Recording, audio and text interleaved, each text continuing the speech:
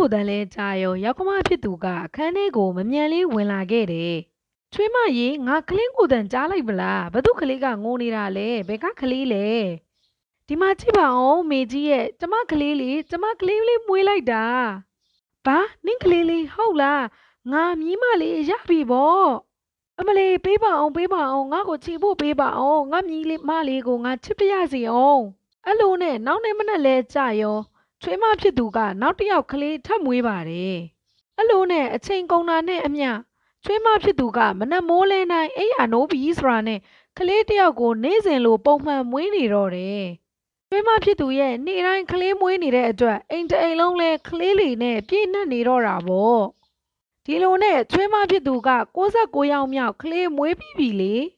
အမလေးလေးချွေးမရေဘလို့လုပ်မလဲနေ့တိုင်းနဲ့ဒီလိုကလေးမွေးနေလို့ကတော့ငါတို့ရွာတောင်တီးလို့ရနေပြီပေါ့အခုချိန်ထိလဲ69ယောက်ရှိနေပြီကလေးတွေမွေးတာလေဘာလဲဒီနေ့လဲနဲ့ထပ်ပြီးကလေးမွေးအောင်မလို့လားမသိပါဘူးအမေကြီးရဲ့ကျမဘိုက်တွေကတော့ကလေးမွေးချင်တယ်လို့ပဲအရန်နာနေတယ်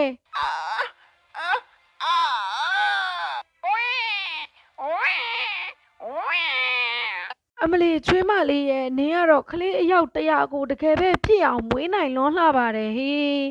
ချွေးမလေးရေလူတွေကတစ်နှစ်ကိုမှတယောက်ပဲကလေးမွေးနိုင်ကြတာလေနင်ကဘလို့လုပ်ပြီးရက်100မှာကလေးအယောက်100မွေးလိုက်တာတော့ဒါတွေကဘလို့ဖြစ်လာရတာလဲဒီလိုနဲ့ချွေးမဖြစ်သူကကလေးအယောက်100ကိုဘလို့မျိုးမွေးလိုက်တာလဲဆိုတာကိုသိရဖို့အတွက်ပုံပြင်လေးကိုအရှိနည်းနည်းလောက်ထပ်သွားရအောင်နော်ဒီလိုနဲ့ချွေးမဖြစ်သူမမြကတော့ရွာထဲမှာအိမ်အောင်ကျခဲ့ပါတယ်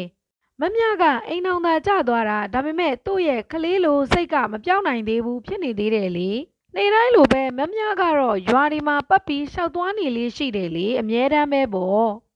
မမြကတော့ကလေးတွေလိုမစော့ရမချင်းမတောင်းညံ့ရမချင်းသူမကအစာမကြေဖြစ်နေလေးရှိတယ်လေ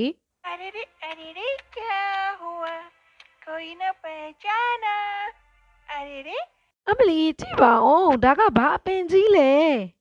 အသီးတွေကလည်းချစ်ဖို့ကောင်းလိုက်တာငါစားချင်လိုက်တာစူးစမ်းပြီးခူးချရအောင်မယ်အဲ့လိုနဲ့မမြကတော့တစ်ပင်ကအသီးကိုခူးဖို့အတွက်ခုံပေါက်ပြီးစူးစမ်းနေပါတော့တယ်အမလီအပင်ကြီးကလည်းမြင့်လိုက်တာဒီလောက်ယူနေတာတော့အသီးတစ်လုံးမှမရသေးဘူးဒီထပ်ပို့ပြီးမြင့်မြင့်ခုံအောင်မှပဲမြင့်မြင့်ခုံလိုက်တဲ့အချိန်မှာတော့မမြကအသီးတစ်လုံးကိုရရှိသွားတယ်အဲ့ဒီအချိန်မှာပဲရွာလူကြီးကအိမ်ထဲကနေထွက်လာခဲ့တယ်လေမမြအသီးခူးလိုက်တဲ့တစ်ပင်ကတော့ရွာလူကြီးရဲ့တစ်ပင်ပဲဖြစ်တယ်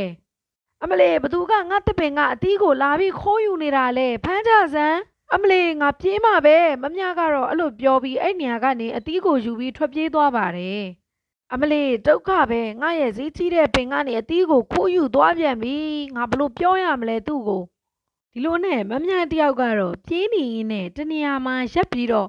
ဟိုဘက်ဒီဘက်ကိုကြည့်လိုက်သေးတယ်ပြီးတော့စိတ်ထဲကနေပြောနေသေးတယ်လေ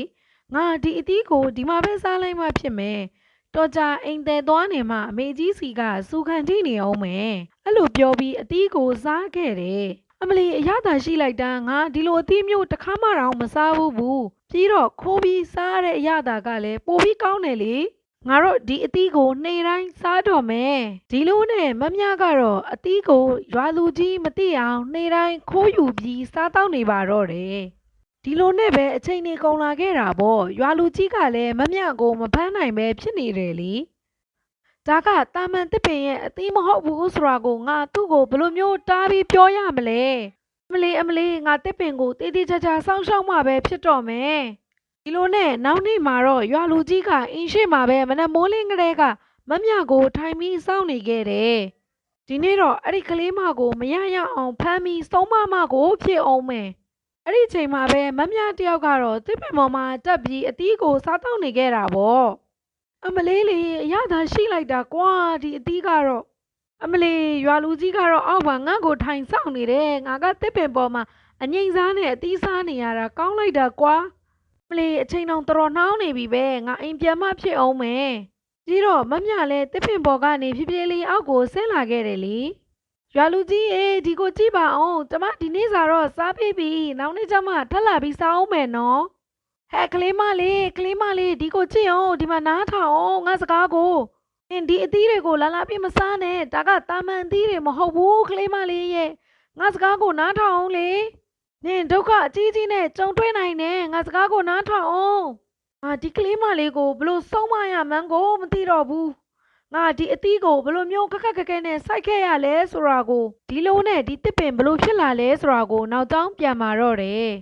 ဟိုးအရင်ချိန်နေတုန်းကပေါ့ဂူတစ်ခုမှာဆေးဆရာကြီးတယောက်ကတရားကျင့်ပြီးနေထိုင်လေးရှိတယ်လေဒီလိုနဲ့တရက်မှာတော့ရွာလူကြီးကအဲ့ဒီဆေးဆရာကြီးနဲ့တွေ့ဖို့အဲ့ဒီဂူထဲကိုလာခဲ့တယ်လေ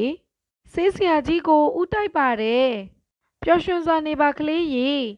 ဒါနဲ့ပြောအောင်သားကဒီကိုဘာကိစ္စနဲ့လာခဲ့တာလဲဆေးဆရာကြီးရဲ့ကျွန်ုပ်တို့ရွာမှာလေးအခက်အခဲတစ်ခုကြုံတွေ့နေရလို့ပါဘယ်အမျိုးသမီးမှကလေးမမွေးနိုင်ဘူးဖြစ်နေတယ်လေဆေးဆရာကြီးရဲ့အဲ့လိုကလေးသာမမွေးနိုင်ခဲ့ဘူးဆိုလို့ရှိရင်ကျွန်တော်တို့ရွာကတော့ပျက်စီးကိန်းစိုက်တော့မှာဆေးဆရာကြီးရဲ့ဆေးဆရာကြီးပဲကူညီနိုင်မယ်ဆိုရင်ကူညီပေးပါကူညီရမှာပေါ့သားလေးရဲ့အဲ့လိုနဲ့ဆေးဆရာကြီးကသူ့ရှိမှရှိတဲ့သစ်စေ့တစ်ခုကိုထုတ်ပြီးတော့ရွာလူကြီးကိုပေးခဲ့တယ်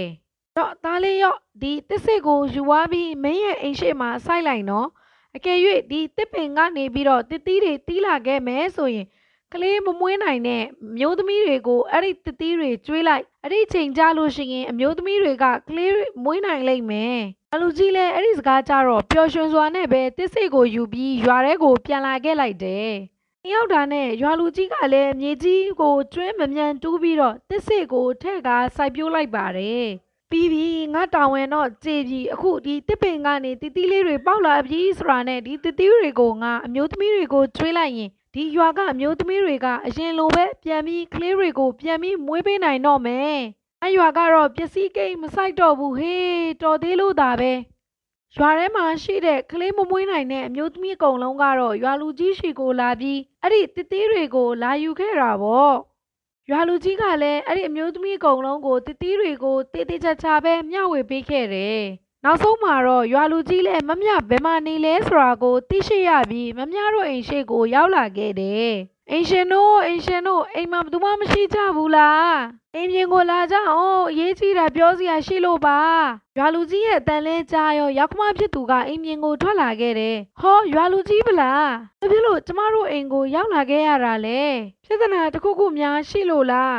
အေးဟုတ်တာဗောပြဿနာကတော့တေးသေးလေးတောင်မဟုတ်ဘူးပြဿနာကြီးကြီးမားမားကိုဖြစ်နေတာနင့်ရဲ့ချွေးမဖြစ်သူကတော့နေတိုင်းနီးပါးငါတစ်ပင်ကနေပြီးတော့တေးသေးတွေကိုခိုးပြီးစားနေတာလေအဲ့ဒါပဲပြောဖို့လာခဲ့တာသူ့ကိုအဲ့ဒီတစ်ပင်ကနေအတိမစားဖို့တားလိုက်နော်မဟုတ်လို့ကတော့ကလေးတွေတန်းစီပြီးမွေးနေလိမ့်မယ်အဲ့ဒီတစ်ပင်ကတာမန်တစ်ပင်မဟုတ်ဘူးအဲ့ဒီတစ်ပင်ကတတိကိုစားလိုက်တာနဲ့မျိုးသမီးတွေကကလေးတွေမွေးကြလိမ့်မယ်နင့်ရဲ့ချွေးမကတော့နေတိုင်းနီးပါးတစ်ပင်ကနေအသီးတွေကိုခိုးယူပြီးစားနေတာလေချွေးမကတော့ကလေးကိုဘယ်နှယောက်တောင်မွေးလိုက်မလဲဆိုတာငါစဉ်းစားလို့တော့မရဘူးအော်ဒါကြောင့်ကိုကျမချွေးမဖြစ်တဲ့လူကအယောက်100ရှိပြီလေကလေးမွေးနေတာဒီအသီးကြောင့်ပဲပေါ့အခုလေးပဲသူကလေးအယောက်100မြောက်ကိုမွေးပြီးတာလေအဲ့ဒီအသီးရဲ့အစွမ်းမဲ့ဖြစ်မှာပေါ့